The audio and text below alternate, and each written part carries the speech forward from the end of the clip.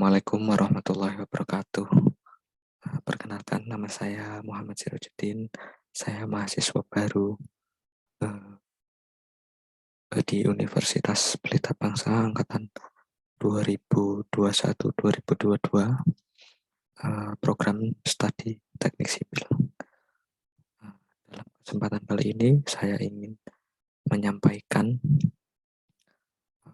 tugas yang telah diberikan oleh dosen pengampu kita, dosen mata kuliah media sosial, yaitu Bapak Purnama Sahrial Pradini, yang mana kemarin memberikan kita semua tugas tentang studi hukum kasus media sosial yang terjadi di Indonesia. Nah, dalam kesempatan ini saya ingin mempresentasikan hasil studi kasus saya yang telah saya susun secara individu. Baik, langsung saja kita mulai.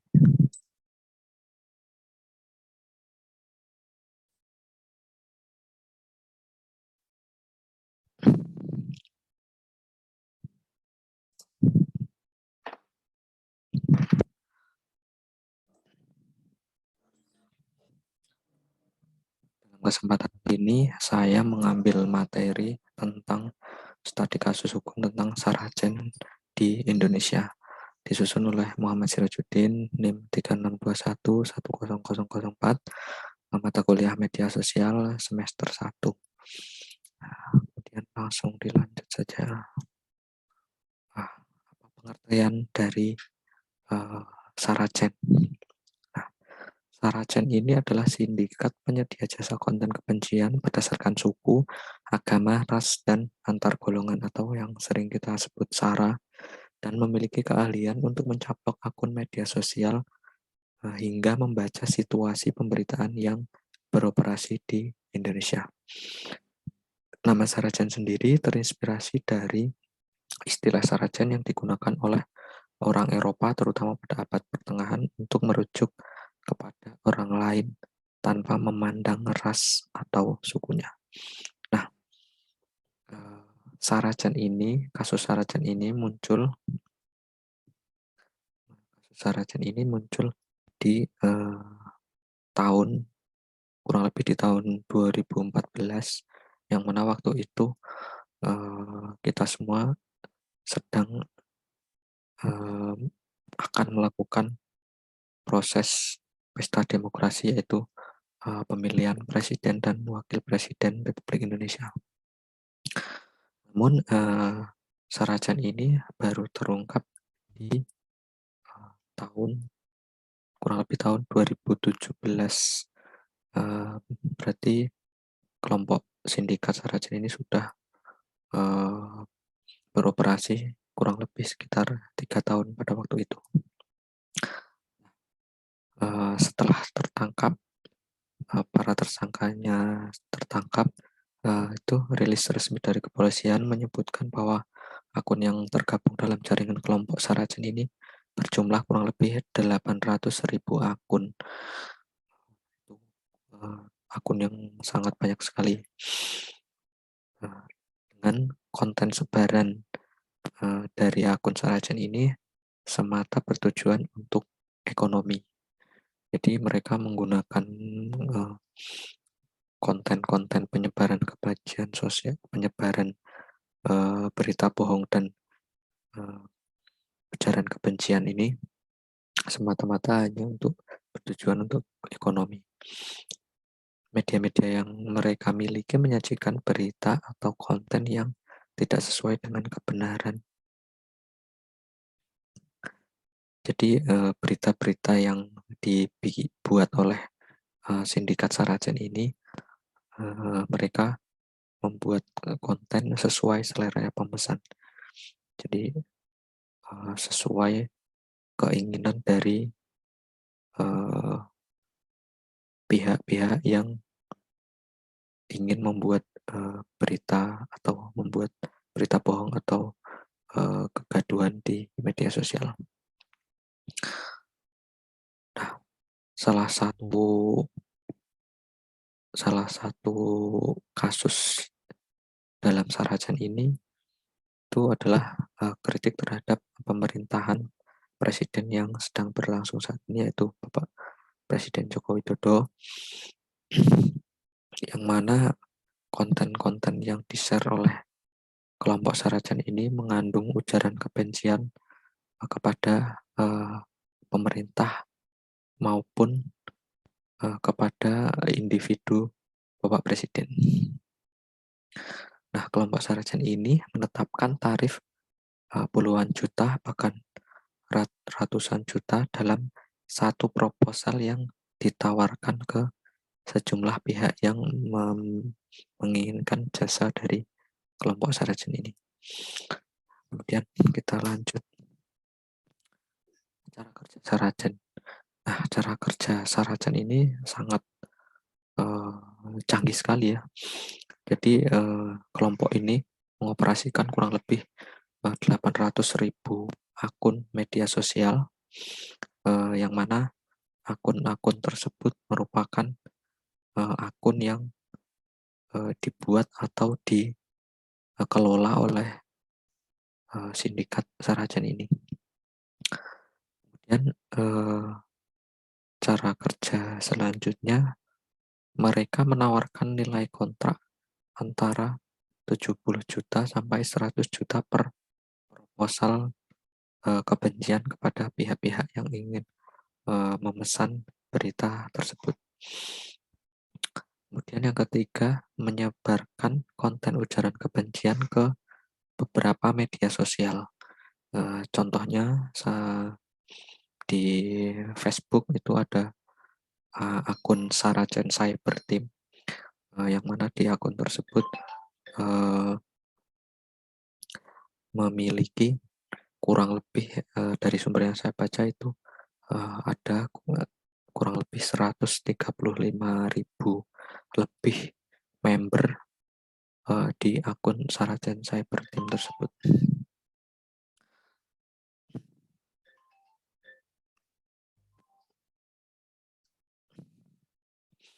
Mohon maaf, ada gangguan telepon. Kemudian ada juga akun Facebook yang bernama saracennews.com, yang dimana di dalamnya itu terdapat kurang lebih 100.000 lebih member yang ada di akun saracennews.com tersebut. Nah, kelompok Saracen ini bukan hanya menggunakan satu atau dua media sosial, tapi mereka ini menggunakan banyak sekali ya media sosial yang digunakan untuk penyebaran berita bohong, penghasutan kepada orang lain, kemudian ujaran kebencian kepada kelompok atau golongan ras atau agama tertentu, kemudian menyebarkan berita bohong atau hoax, kemudian memprovokasi pembaca agar mereka mengikuti atau ikut andil menjadi member dari akun Saracen tersebut. Dan cara kerja yang keempat yang dilakukan oleh kelompok Saracen ini, mereka mempunyai struktur organisasi yang sangat baik, sehingga dalam perjalanannya di media sosial itu sangat terstruktur dan rapi ya. Mereka memiliki suatu sistem organisasi yang sangat baik sekali. Nah, lanjut slide berikutnya. Nah, berikut beberapa kasus dari Saracen yang telah penulis rangkum dari berbagai sumber. Kasus yang pertama itu tanggal 21 Juli 2017. Direktorat Tindak Pidana Cyber Bareskrim Polri menangkap pria berinisial MFT di Perum Komplek Pertamina Koja, Jakarta Utara atas kasus penyebaran berita hoax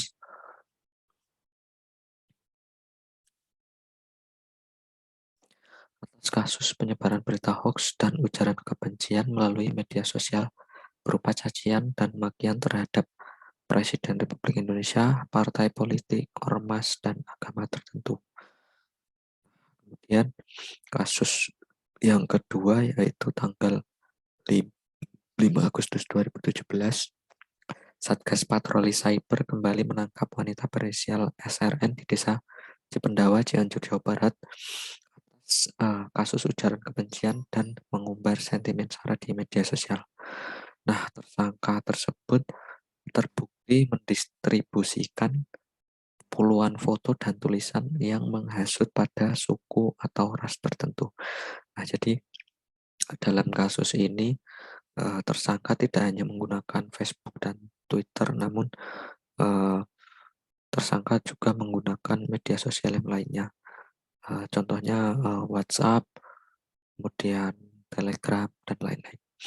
Nah, kemudian kasus yang ketiga itu tanggal 7 Agustus 2017, selang 2 hari dari penangkapan sebelumnya, Satgas Tindak Pidana Cyber Bareskrim Polri kembali menangkap seorang pria berinisial JSR di kediamannya di Tangerang Tengah, Kota Pekanbaru.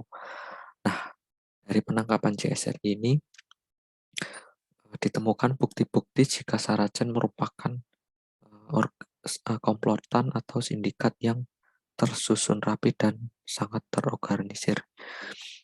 Jadi tersangka JSR ini merupakan pelengkap mata rantai sindikat penyebar konten kebencian dan sara di Indonesia yang telah menyebabkan kegaduhan di Indonesia dan khususnya di media sosial. Nah, tersangka JSR ini merupakan ketua dari sindikat Sarajan tersebut. Berdasarkan pengakuannya, beliau merupakan ketua sekaligus perekrut utama anggota kelompok Sarajen. Kemudian kasus yang keempat, tanggal 18 Agustus 2017, Satgas Tindak Pidana Cyber Bareskrim Polri juga kembali menangkap pria berinisial MFB di Medan, Sumatera Utara. Beliau ditangkap atas kasus ujaran kebencian dan menyebarkan berita bohong atau hoax terhadap Presiden RI dan Kapolri Jenderal Tito Karnavian, yang mana waktu itu masih aktif menjabat sebagai Kapolri. Kemudian kasus yang kelima tanggal 23 Agustus 2017, Ditipit Cyber Bareskrim Mabes Polri kembali menangkap tersangka berinisial MAH di Pekanbaru Riau. Tersangka ini merupakan founder dari kelompok Sarajen yang aktif di media sosial dan terbukti menyebarkan kebencian melalui akun Facebooknya pada tanggal 9 April 2015 sampai 23 Agustus 2015 yang menimbulkan permusuhan individu, kelompok, ras, suku, agama, dan antar golongan atau sara. Kemudian slide selanjutnya itu pasal Undang-Undang ITE. Jadi ya dari beberapa kasus di atas itu telah terbukti melanggar beberapa pasal di Undang-Undang ITE.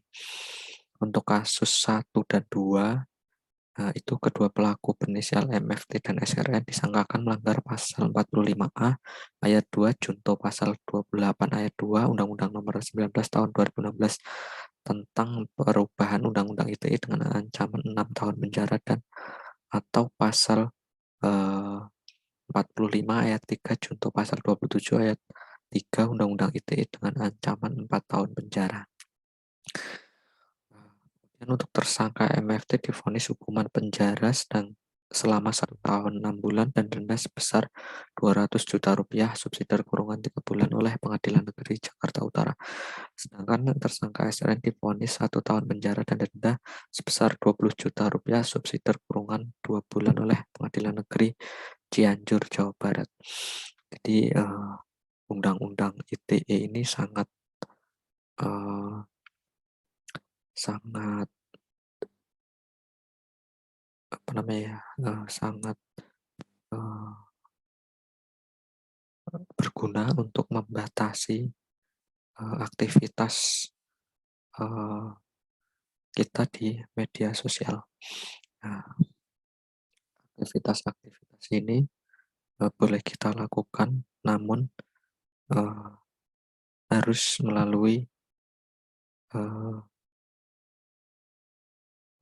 etika atau harus memperhatikan norma-norma dan etika dalam melakukan eh, menggunakan media sosial. Dan lanjut kasus yang ketiga, itu tersangka inisial Jas dipersangkakan tindak pidana akses ilegal pasal 246 ayat 2 junto pasal 30 ayat 2 dan atau pasal 46 ayat 1 junto pasal 30 ayat 1 Undang-Undang ITE nomor 11 tahun 2008 dengan ancaman 7 tahun penjara. Sidang vonis tersangka Jas akhirnya divonis 2 tahun penjara oleh Pengadilan Negeri Pekanbaru Riau. Dan untuk kasus yang keempat, tersangka penghina Presiden dan Kapolri disangkakan melanggar pasal 45 ayat 3 Undang-Undang Republik Indonesia nomor 19 tahun 2016 tentang perubahan atas Undang-Undang nomor 11 tahun 2008 tentang informasi dan transaksi elektronik. Contoh pasal 27 ayat 3 Undang-Undang Republik Indonesia nomor 11 tahun 2008 tentang informasi dan transaksi elektronik. MFT dalam kasus ini, MFT akhirnya divonis 18 bulan penjara oleh Pengadilan Negeri Medan pada tanggal 6 Januari 2018. Kemudian untuk selanjutnya kasus yang kelima itu vonis terhadap MAH dibacakan oleh majelis hakim yang diketuai Martin Ginting pada Kamis 11 Januari 2018. Terdakwa terbukti melanggar pasal 28 ayat 2 junto pasal 45 ayat 2 Undang-Undang nomor 11 tahun 2008 tentang informasi dan transaksi elektronik. Tersangka juga dikenakan pasal 16 junto pasal 40 Undang-Undang nomor 40 tahun 2008 tentang penghapusan diskriminasi ras dan etnis serta pasal 207 Kitab Undang-Undang Hukum Pidana tentang ujaran kebencian dan penghinaan terhadap suatu golongan rakyat Indonesia. MAH ini akhirnya divonis 2 tahun 8 bulan oleh Pengadilan Negeri Pekanbaru Riau. Jadi beberapa kasus di atas itu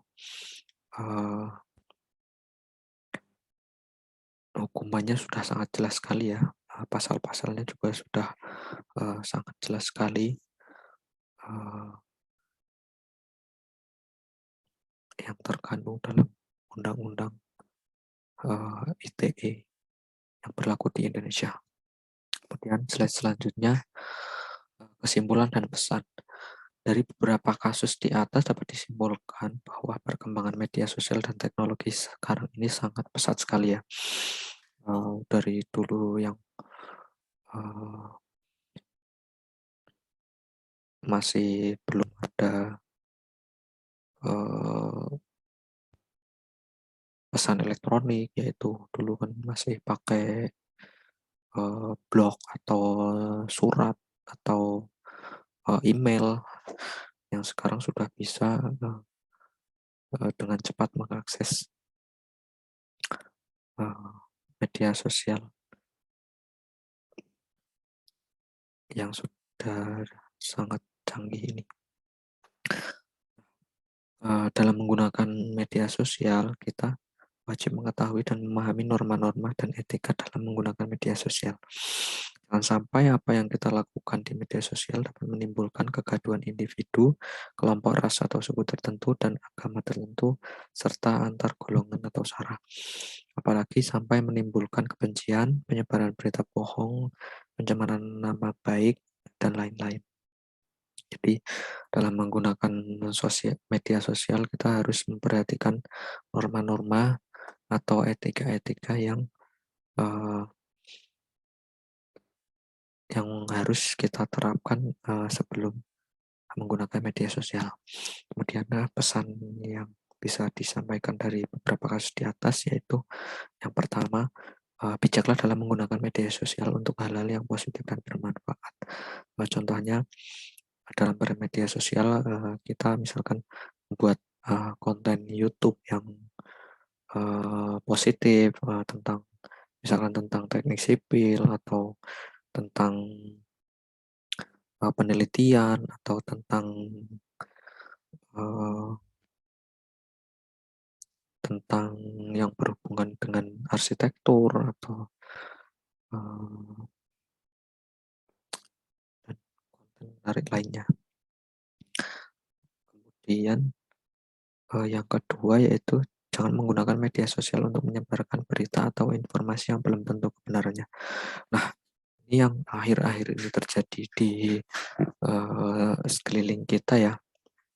Jadi banyak orang atau media yang mendistribusikan atau menginformasikan kepada atau memperbanyak meng-share berita-berita yang belum tentu atau belum diketahui kebenarannya. Jadi sebelum kita menggunakan media sosial, alangkah baiknya kita mengecek atau mencari sumber-sumber yang pasti dan jelas kebenarannya. Kemudian yang ketiga adalah pikirkanlah 3 hal sebelum menggunakan media sosial, itu tidak merugikan diri sendiri atau orang lain, tidak merugikan institusi atau perusahaan, lembaga, badan atau yang lainnya, dan tidak berpotensi melanggar hukum. Jadi sebelum kita menggunakan media sosial, alangkah baiknya kita memperhatikan 3 hal tersebut, yaitu yang pertama tidak merugikan diri sendiri atau orang lain. Contohnya misalkan kita meng-share kondisi kehidupan kita atau umpatan-umpatan tentang nasib kita atau umpatan-umpatan kepada orang lain yang kita tidak sukai. Nah, itu sebaiknya tidak dilakukan. Dan yang kedua, tidak merugikan institusi atau perusahaan atau lembaga dan badan lainnya. Jadi dalam menggunakan media sosial kita tidak boleh mencakup atau me, apa namanya mencatur nama institusi atau perusahaan atau lembaga badan yang lainnya. Jadi dalam kita mengunggah konten atau apa itu tidak usahakan tidak menyinggung atau mencatut lembaga atau institusi perusahaan tertentu yang mana dapat merugikan institusi atau perusahaan dan lembaga tertentu lainnya. Kemudian yang paling penting dalam kita menggunakan media sosial adalah apa yang kita unggah atau apa yang kita sampaikan di media sosial ini tidak berpotensi melanggar hukum. Jadi tidak berpotensi merugikan banyak orang. Jadi tidak berpotensi merugikan, tidak berpotensi menimbulkan kegaduhan di masyarakat dan tidak menyebarkan berita yang belum pasti atau belum jelas dari sumber-sumbernya. Mungkin itu saja. Kemudian daftar pustaka itu sumber yang saya ambil itu dari newsliputan6.com dengan judul Saracen Komplotan Penjual Ujaran Kebencian. Kemudian yang kedua itu dari tempo.com. Kemudian yang ketiga itu dari BBC News Indonesia dengan judul Kasus Saracen Pesan Kebencian dan Hoax di Media Sosial yang memang terorganisir. Kemudian dari Direktori Putusan Mahkamah Agung. Jadi saya mengambil informasi tentang vonis hukuman dari para tersangka dari kasus-kasus di atas itu saya ambil dari, webnya mahkamahAgung.go.id. Kemudian selanjutnya, eee, sumbernya saya dapat dari Wikipedia Indonesia tentang Saracen di Indonesia. Mungkin itu saja yang dapat saya sampaikan. Apabila ada, kurang lebihnya atau salah dalam menginformasikan, apa yang saya, buat, saya mohon maaf yang sebesar-besarnya. Kritik dan saran saya sangat, eee, nantikan dari para pemirsa yang menonton video saya ini. Mungkin itu saja. Wassalamualaikum warahmatullahi wabarakatuh.